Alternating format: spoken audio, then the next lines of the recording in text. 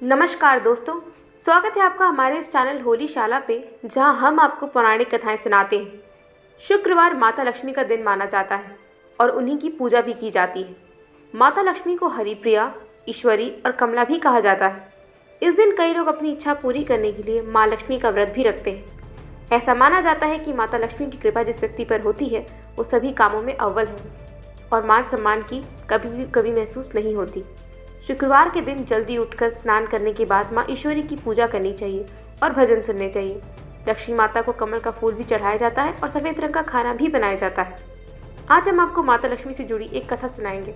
उससे पहले आप हमारे चैनल को सब्सक्राइब जरूर करें। एक बार भगवान विष्णु जी ने धरती पर घूमने का विचार मन में बनाया। स्वामी को तैयार होता देख लक्ष्मी माँ ने पूछा, आज सुबह कहाँ जाने की तैयारी हो रही है? विष्णु जी ने कहा, हे लक्ष्मी, मैं धरती लोक पर घूमने जा रहा हूँ। तो कुछ सोचकर लक्ष्मी माँ ने कहा, हे देव, क्या मैं भी आपके साथ चल सकती हूँ? भगवान विष्णु ने 2 पल सोचा और फिर कहा, एक शर्त है, तुम मेरे साथ चल सकती हो, पर तुम धरती पर पहुंचकर उत्तर दिशा की ओर बिल्कुल मत देखना। इसके साथ ही माता लक्ष्मी ने हाँ कह के अपनी मनवा ली और सुबह सुबह माँ लक्ष्मी और भगवान विष्णु धरती पर पहुंच गए। अभी सूर्य देवता निकल रहे थे। रात बरसात होकर हटी थी। चारों ओर हरियाली ही हरियाली थी। उस समय चारों ओर बहुत शांति थी और धरती बहुत ही सुंदर दिख रही थी और माँ लक्ष्मी मंत्रमुग्ध होकर धरती को देख रही थी और भूल गई कि पति को वो क्या वचन देकर आई थी और चारों ओर देखती हुई कब उत्तर दिशा की ओर देखने लग गई पता ही नहीं चला। उत्तर दिशा में माँ लक्ष्मी को एक बहुत ही बड़ा सुंदर बगीचा नजर आया और उस तरफ से भीनी भीनी खुशबू आ रही थी और बहुत ही सुंदर सुंदर फूल खिले थे। यह फूलों का खेत था और लक्ष्मी माँ बिना सोचे समझे उस खेत में गई और एक सुंदर सा फूल तोड़ लाई। लेकिन यह क्या, जब माँ लक्ष्मी भगवान विष्णु के पास वापस आई तो भगवान विष्णु की आंखों में आंसू थे और भगवान विष्णु ने माँ लक्ष्मी से कहा कि कभी भी किसी से बिना पूछे उसका कुछ नहीं लेना चाहिए और साथ ही अपना वचन भी याद दिलाया। माँ लक्ष्मी को अपनी भूल का पता चला तो उन्होंने भगवान विष्णु से इस भूल की माफ़ी मांगी। तो भगवान विष्णु ने कहा कि जो भूल तुमने की है उसकी सज़ा तो तुम्हें ज़रूर मिलेगी। जिस माली के खेत से तुम बिना पूछे फूल तोड़ा है ये एक प्रकार की चोरी है, इसीलिए अब तुम 3 साल तक माली के घर नौकर बनकर रहो। उसके बाद मैं तुम्हें बैकुंठ में वापस बुलाऊंगा। माँ लक्ष्मी ने चुपचाप सर झुकाकर हाँ कर दी और माँ लक्ष्मी एक गरीब औरत का रूप धारण करके उस खेत के मालिक के घर आई। और घर क्या, एक झोपड़ा था। उस मालिक का नाम माधव था। माधव की बीवी, 2 बेटे और 3 बेटियां थीं। सभी उस छोटे से खेत से काम करके किसी तरह गुजारा करते थे। माँ लक्ष्मी जब एक साधारण और गरीब औरत बनकर माधव के झोपड़े पर गई तो माधव ने पूछा, बहन तुम कौन हो और इस समय तुम्हें क्या चाहिए? तब माँ लक्ष्मी ने कहा, मैं गरीब औरत हूँ और मेरी देखभाल करने वाला कोई नहीं है। मैंने कई दिनों से खाना भी नहीं खाया है।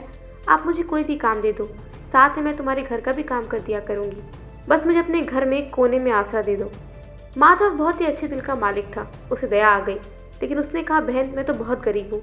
मेरी कमाई से मेरे घर का खर्च मुश्किल से चलता है, लेकिन अगर मेरी 3 की जगह 4 बेटियाँ होती तो भी मैंने गुजारा कर ही लेता। अगर तुम मेरी बेटी बनकर जैसा रूखा सूखा हम खाते हैं खाओ और उसमें खुश रह सकती हो तो बेटी अंदर आ जाओ।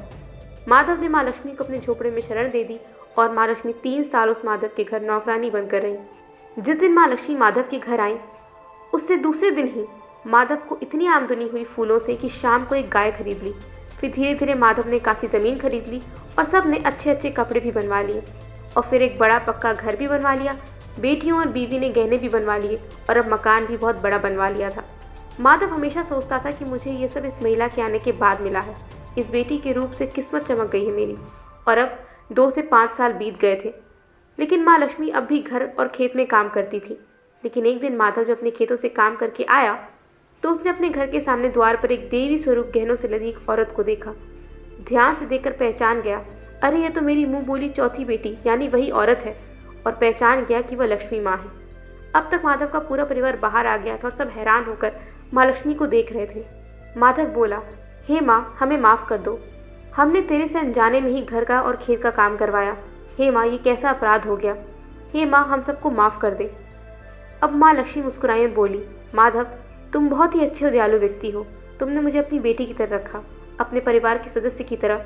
इसके बदले मैं तुम्हें वरदान देती हूँ कि तुम्हारे पास कभी भी खुशियों और धन की कमी नहीं रहेगी। तुम्हें सारे सुख मिलेंगे जिसके तुम हकदार हो। और फिर माँ लक्ष्मी अपने स्वामी के द्वारा भेजे गए रथ में बैठकर बैकुंठ चली गई। दोस्तों, आपको हमारी वीडियो कैसी लगी हमें कमेंट करके ज़रूर बताएं। आप और कौन सी पौराणिक कथाएं सुनना चाहते हैं, आप ये भी हमें कमेंट बॉक्स में लिख सकते हैं। और हाँ, जाते जाते इस वीडियो को लाइक, शेयर और हमारे चैनल होलीशाला को सब्सक्राइब करना ना भूलें। धन्यवाद।